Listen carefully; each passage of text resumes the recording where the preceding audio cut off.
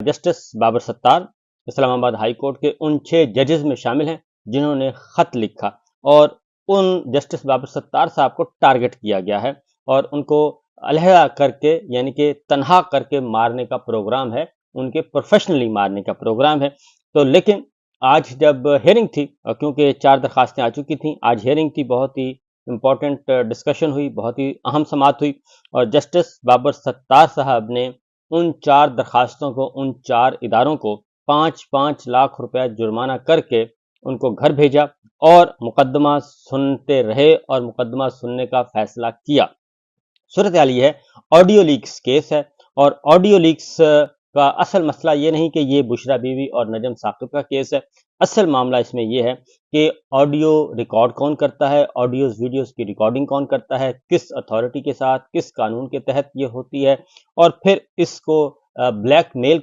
Mailing کے لیے release کون کرتا ہے۔ یہ سارے کا سارا ایک سسٹم سمجھنے کی کوشش کی جا رہی ہے اور عدالت میں کوئی بھی یہ ماننے کے لیے تیار نہیں، لیکن ہر تیسرے دن آڈیوز ویڈیوز کا دھندا جاری و ساری ہے اور بلیک میل کیا جا رہا ہے اور ایسے لگتا ہے کہ امور مملکت جو ہیں وہ آڈیوز ویڈیوز کی بنیاد پہ ہی چلائے جا رہے ہیں، جس سے کوئی مسئلہ ہوتا ہے اور کوئی تھوڑا سا بھی ریزسٹ کرتا ہے تو اس کو کہا جاتا ہے کہ آپ کی آڈیو ویڈیو ریلیز ہو رہی ہے اور پھر وہ ریلیز کر دی جاتی ہے اور اب اس معاملے میں کوئی بھی محفوظ نہیں رہا۔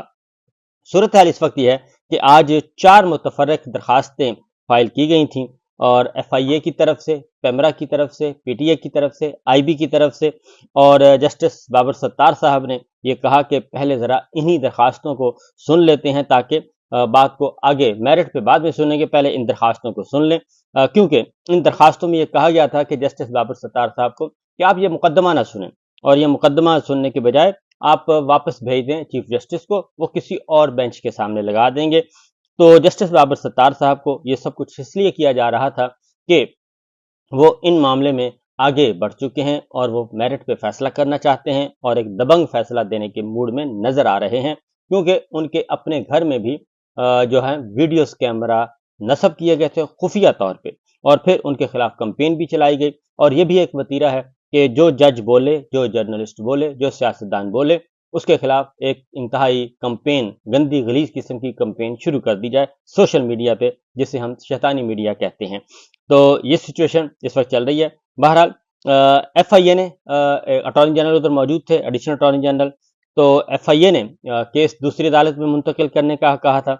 یہ attorney general, additional attorney general نے کہا۔ تو جسٹس بابر ستار صاحب نے کہا کہ 6 ججز نے انٹیلیجنس ایجنسیز کی عدلیہ میں مداخلت کا خط لکھا ہے، یہ ایڈیشنل اٹارنی جنرل نے کہا۔ تو ایف آئی اے کا آئی ایس آئی سے کیا تعلق ہے؟ جسٹس بابر ستار صاحب نے پوچھا کہ کیا وہ آئی ایس آئی کی پراکسی ہے؟ ایف آئی اے جو ہے، ایف آئی اے کو کیا مسئلہ ہے کہ مسئلہ اس وقت آئی ایس آئی کا چل رہا ہے، انٹیلیجنس اداروں کا چل رہا ہے، تو کیا ایف آئی اے جو ہے وہ آئی ایس آئی کی پراکسی ہے؟ کیا آئی ایس آئی کے معاملے میں ایف آئی اے کا کیا تعلق ہے اور یہ خط ایف آئی اے سے کس طرح متعلقہ ہے، اور آئی ایس آئی کے معاملے پر ایف آئی اے کا کیا تعلق ہے اور کیا اس کا لینا دینا ہے؟ جسٹس شوکت صدیقی کے جو الزامات ہیں، اس عدالت کے ججز ان کو سپورٹ کر رہے ہیں، جسٹس بابر ستار صاحب نے کہا، اور اس عدالت کے ججز نے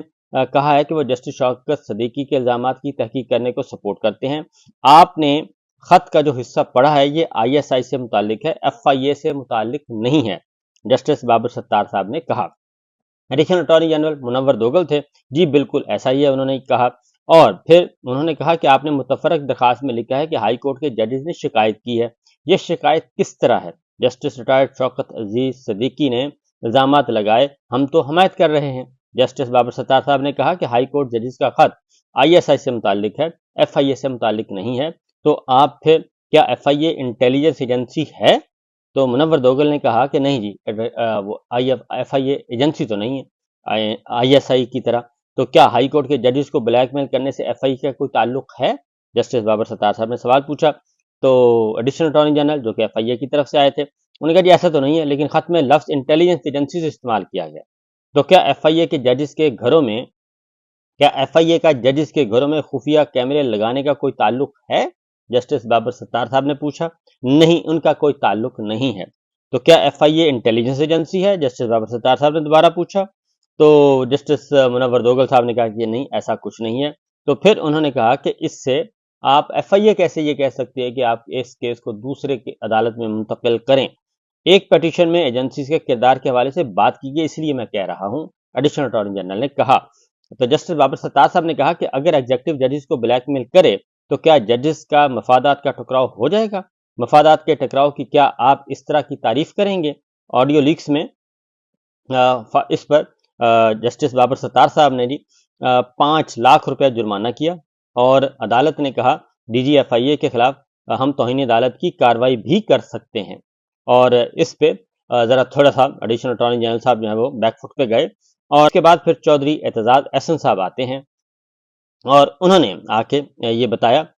کہ جناب آپ بھی تشریف لائیں، اور چودھری اعتزاز احسن صاحب چونکہ عدالت کی معاونت کر رہے ہیں، اور اس میں یہ پبلک انٹرسٹ کا معاملہ ہے، ایف آئی اے کو خود سے ایکشن لینا چاہیے۔ چودھری اعتزاز احسن صاحب نے کہا اعتزاز صاحب آج یہیں روکتے ہیں، آپ آئندہ سماعت پر عدالت کی معاونت کریں، اگر آپ چاہیں تو تحریری طور پر اپنا بریف جمع کروا سکتے ہیں۔ اور عدالت نے سماعت جو ہے وہ کر دی ملتوی آئندہ تاریخ تک۔ اس کے علاوہ جسٹس بابر ستار صاحب کی عدالت نے چیف جسٹس پاکستان کے خلاف کمپین بننے والی جے آئی ٹی کے ٹی او آرز بھی طلب کر لیے، اور جو J I T chief justice Pakistan کے خلاف کمپین پر بنی تھی وہ آڈیو لیکس معاملے کو کیوں نہیں دیکھ سکتی؟ عدالت نے کہا بے نظیر بھٹو کیس کے مطابق کسی کی بھی جاسوسی غیر قانونی ہے۔ جسٹس بابر ستار صاحب نے کہا کہ کیا یہ عدالت صرف ڈکلیریشن دے دے اور اس کے بعد فیڈریشن اس کی خلاف ورزی کرتی رہے، یعنی عدالت اپنے فیصلے جاری کرے اور اس کے بعد حکومت جو ہے اس کی خلاف ورزیاں کرتی پھرے اور اس کو کوئی پوچھنے والا بھی نہ ہو؟ تو یہ نہیں ہو سکتا۔ جسٹس بابر ستار صاحب نے کہا کل کوئی درخواست آتی ہے اور فیڈریشن آ کر کہہ دیتی ہے کہ ہم نے نہیں تو کیا تو کیا ہوگا؟ تو اعتزاز صاحب اس نقطے پر عدالت کی معاونت کریں۔ اس کے بعد جسٹس چودھری اعتزاز احسن صاحب نے اس پر نہ صرف عدالت کی معاونت کی بلکہ چودھری اعتزاز احسن صاحب نے کہا کہ آج کا جو عدالت کا پروسیجر میں نے سن کے، کورٹس کی سماعت سن کے، آج میرا دل وہ کہتے ہیں باغ باغ ہو گیا، اور عدالت نے بہت ہمت کا مظاہرہ کیا ہے اور ایسا ہی کرنا چاہیے، کیونکہ اس وقت لاقانونیت جو ہے وہ عروج پر ہے۔ یہ تو ہو گیا آڈیو لیکس کے معاملے میں جو ایک فیصلہ سنانا چاہ رہے تھے اور اس کو روکنے کی کوشش کر رہے تھے یہ حکومت اور حکومت کے ادارے۔ دوسری جانب ایک اور مقدمہ تھا، اس میں بھی راہ فرار اختیار کیا گیا، وہ تھا